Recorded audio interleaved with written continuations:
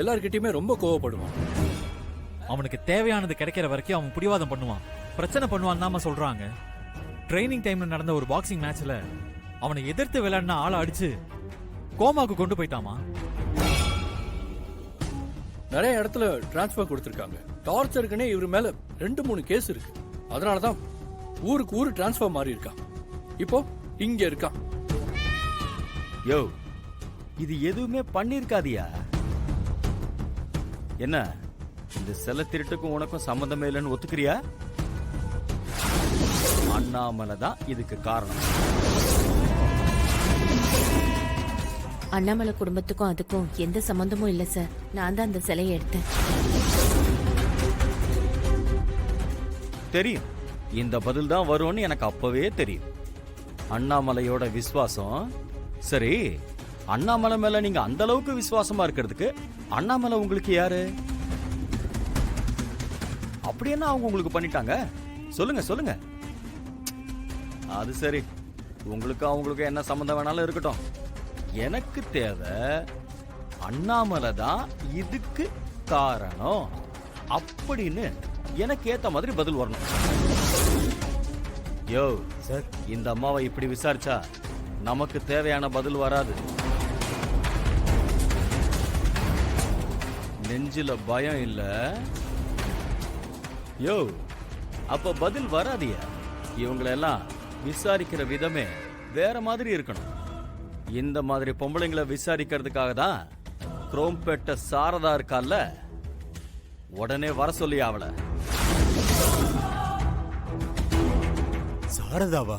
யோ, நமக்கு சாதகமான பதில் வரணும்னா சாரதா இங்க வரணும், புரியுதா? அவ வந்தா இந்த அம்மாவை தட்ட வேண்டிய இடத்துல தட்டி விசாரிக்க வேண்டிய விதத்துல விசாரிச்சா பதில் வரும். சாரதா உடனே வர சொல்லு. சார், சிலதான் கிடைச்சிருச்சுல சார். இதுக்கப்புறம் ஏன் சார் இப்படிலாம் பண்ணணும்? வேணாம் சார். யோ, என்ன பண்ணணும் பண்ணக்கூடாதுன்னு நீ எனக்கு ஆர்டர் போடக்கூடாது. நான் சொல்றத மட்டும் செய். Okay sir.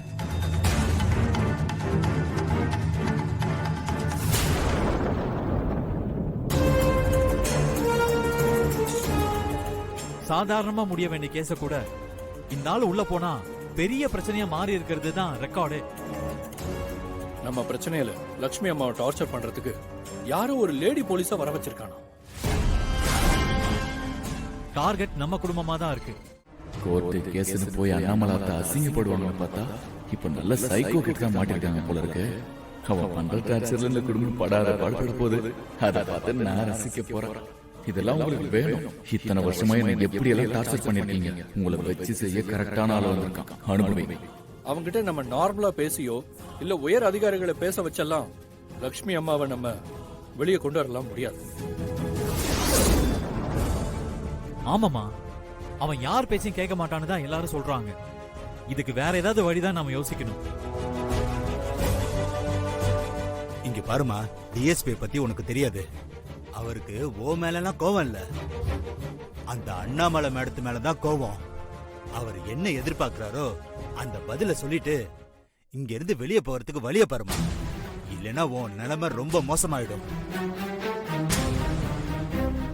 டிஎஸ்பி சொல்ற குரோம்பேட்டை சாரதா பொம்பளையே கிடையாது, கொலகாரி. உன்னை சும்மா விட மாட்டா. உன்னை பார்த்தாலே தெரியுது ரொம்ப கஷ்டப்படுற குடும்பத்தை சேர்ந்தவங்க மாதிரின்னு. டிஎஸ்பி சொல்ற மாதிரி யார் குடும்பத்தையே காப்பாத்த நீ உன் நிலைமைய மோசமாக்கிக்காத. உன்னால இந்த கொடுமையெல்லாம் தாங்கிக்கவே முடியாது. உண்மை என்னன்னு சொல்லிடுறியா? சொல்லு. அண்ணாமலை குடும்பத்துக்கும் அதுக்கும் எந்த சம்பந்தமும் இல்ல. இதுக்கு மேல உன்னை காப்பாத்த என்னால முடியாதுமா. வரத அனுபவி. என்ன நடந்தாலும் சரி, என் உயிரை போனாலும் சரி, அண்ணாமலைக்கு எதிராக நான் எதுவும் சொல்ல மாட்டேன்.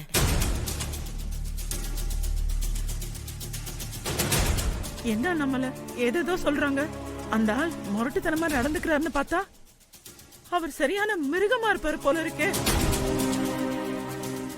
அவர் லக்ஷ்மி ஏதாவது பண்றதுக்குள்ள எப்படியாவது தடுத்து நிறுத்தணும். நம்மள டென்ஷன் ஆகாதீங்கக்கா, என்ன கொஞ்சம் யோசிக்க விடுங்க.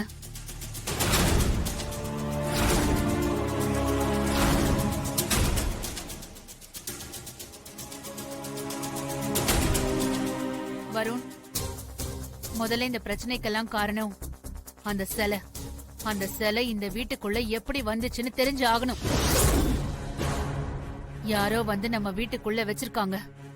அது யாருன்னு நாம கண்டுபிடிக்கணும்.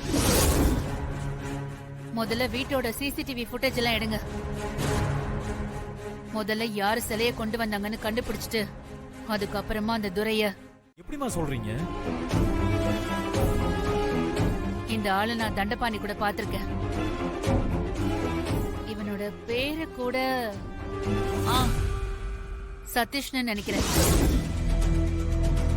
என் மேல பழி போடணுங்கிறதுக்காகவே தண்டபாணி திட்டம் போட்டு இப்படி பண்ணிருக்கான். அதனால எங்க இருந்தாலும் சும்மா இருக்க மாட்டானா? நம்ம குடும்பத்தை அழிக்கிறத பத்தியே 24 அவசரம் யோசிச்சுட்டு இருப்பானா?